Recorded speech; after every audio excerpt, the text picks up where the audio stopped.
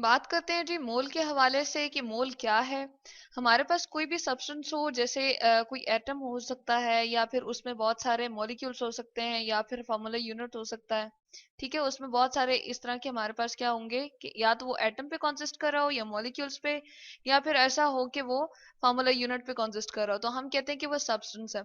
और सब्सटेंस का जो मैस होता है या अमाउंट होता है, उसको हम कहते हैं कि वो क्या है, मोल है। तो हम यहाँ लिख देते हैं कि अमाउंट,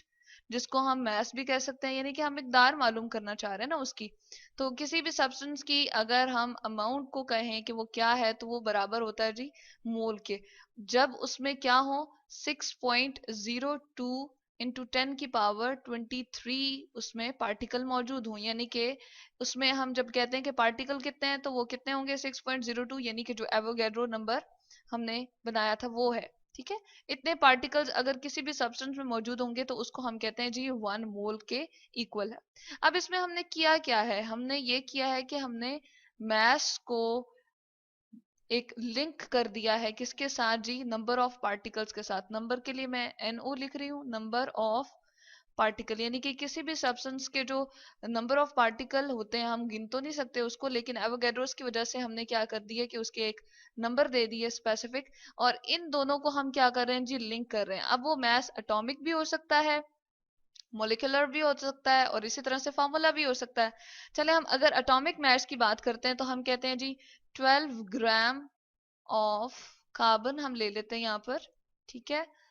चूंकि कोल के अंदर अगर हम एग्जांपल ले लें, कोल के अंदर बहुत सारे एटम्स मौजूद होते हैं जी कार्बन के, तो वो किसके बराबर होगा जी, 6 पॉइंट, उसमें कितने पार्टिकल होंगे, 6.02 इंटू 10 की पावर 23 एटम्स होंगे उसमें कार्बन के। ठीक है, एटम्स ऑफ कार्बन, और इसी को हम कहते हैं जी ये किसके बराबर है, ये 1 मोल के बराबर है। तो हम कह देते हैं ये 1 मोल ऑफ कार्बन हो गया, या 1 मोल हम इसको कह देते हैं। चले, और इसी तरह से अगर मोलिकुलर हम कोई लेते हैं इस तरह से मैस, जिस तरह हम ले लेते हैं वाटर का, चले लेट सपोज यहाँ पर वाटर ले लेते हैं हम, और उसका जी मैस हमारे पास कितना आता है जी, 18 आता है। हम कहते हैं 18 ग्राम ऑफ वाटर अगर हम लें H2O, ठीक है, तो वो किसके इक्वल हो जाएगा जी, उसमें कितने हमारे पास मॉलिक्यूल होंगे, इतने की 6.02 जो हमने पहले लिया था एवोगैड्रोस नंबर, इंटू 10 की पावर 23 मॉलिक्यूल्स होंगे। और ये किसके बराबर हो जाएगा जी, ये 1 मोल ऑफ, यहाँ पर चले हम लिख देते हैं H2O, और ये 1 मोल ऑफ क्या बन जाएगा, H2O बन जाएगा। चले हम यहाँ पर पूरा लिख देते हैं 1 मोल ऑफ H2O। ठीक है, इसी तरह से ऊपर वाला जो हम कह रहे थे 1 मोल ऑफ कार्बन, कार्बन के लिए C का सिंबल हमने मेंशन कर दिया। तो यहाँ से हमें एक तो एटॉमिक मास का भी पता चल गया कि उसको हमने किस तरह से मोल के साथ रिलेट किया है। इसी तरह से हमने क्या कर लिया जी, मोलिकुलर मास को हमने रिलेट कर लिया है मोल के साथ। अब ऐसा करते हैं, एक फार्मूला यूनिट ले लेते हैं, जैसे हमारे पास NaCl ही है, और उसका जी हम मैस जो लेते हैं, फार्मूला मैस जो होता है 58.5 ग्राम लेते हैं ऑफ NaCl। ठीक है, और इसको कहते हैं जी, इसमें कितने होंगे फार्मूला यूनिट्स, 6.02 इंटू 10 की पावर क्या होंगे जी, 23 इसमें फार्मूला यूनिट्स होंगे। ठीक है, अब इसमें हम क्या बात कर रहे हैं कि छोटे छोटे वो जो यूनिट्स होंगे, जो उसकी सारी की सारी कैरेक्टरिस्टिक्स को बता रहे होते हैं, वो 6.022 होंगे। ठीक है, और एक्सपायर इंटू 10 की पावर 23 हम पूरा का पूरा नंबर लेते हैं, और इसको हम कहते हैं कि जी इसमें इतने आयंस होते हैं, पॉजिटिव और नेगेटिव आयंस, और भी फार्मूला यूनिट बना रहे होते हैं। तो NaCl हमने लिख दिया, और ये बराबर होता है जी 1 मोल के, 1 मोल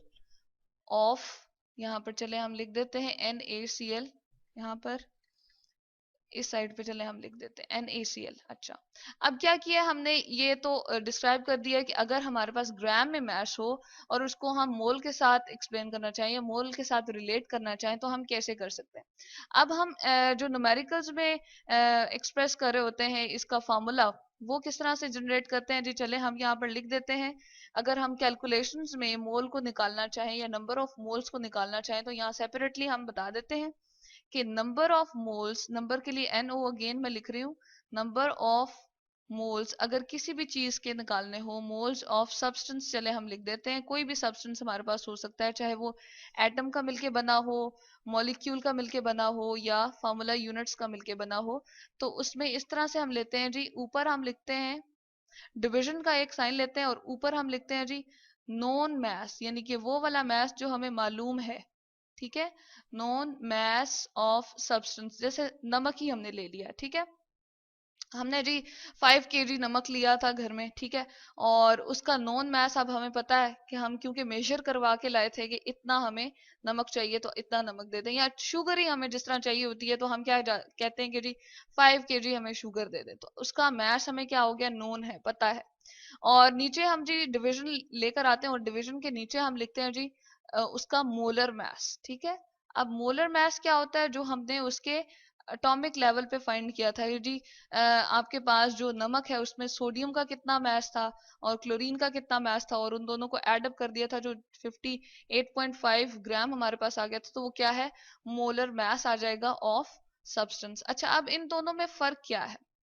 फर्क सिर्फ इतना सा है कि जो हम मैस ले रहे होते हैं, नॉन मैस, वो हम केजी में ले रहे होते हैं, ठीक है, या ग्राम में ले रहे होते हैं, ठीक है, ग्राम में ले सकते हैं आप, या फिर आप उसको केजी में ले सकते हैं। लेकिन यहाँ पर बहुत छोटी कैलकुलेशंस हैं, तो हम इसका जो यूनिट लेंगे, वो जिसमें मेजर करना चाह रहे होंगे, वो जी है आपके पास ग्राम। जबकि ये नीचे वाला जो हमारे पास है मोलर मैस, इसको हम किस में लेते हैं, है तो ये भी मैस ही, यहाँ पर सिंपली मैस था, ठीक है, और यहाँ पर क्या आ गया जी आपके पास, मोलर मैस आ गया, तो क्या होगा, ग्राम के साथ जी अब हम क्या लगा देंगे, कितने ग्राम एक मोल के अंदर, तो इसको ग्राम पर मोल लिखा करते हैं, या फिर इसको हम यूं भी लिख सकते हैं जी, ग्राम,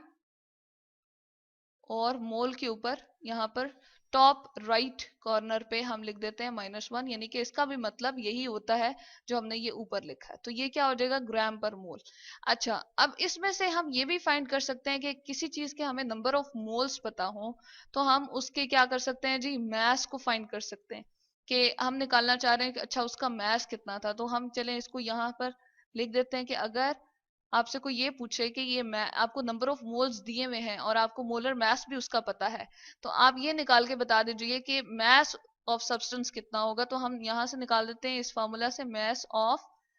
सब्सटेंस, कोई भी आप सब्सटेंस ले रहे हैं, चाहे वो एटम से मिलके बना हुआ है,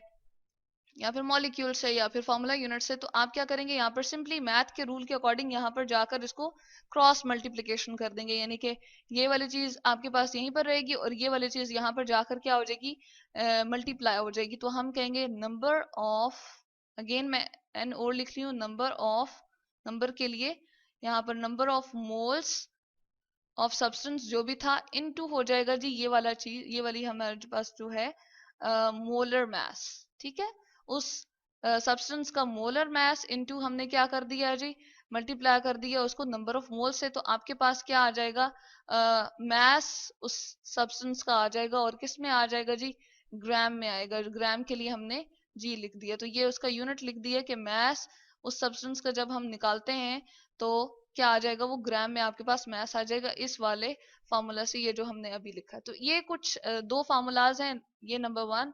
और ये वाला नंबर 2, तो इनको हम न्यूमेरिकल्स में और डिफरेंट कैलकुलेशंस में आगे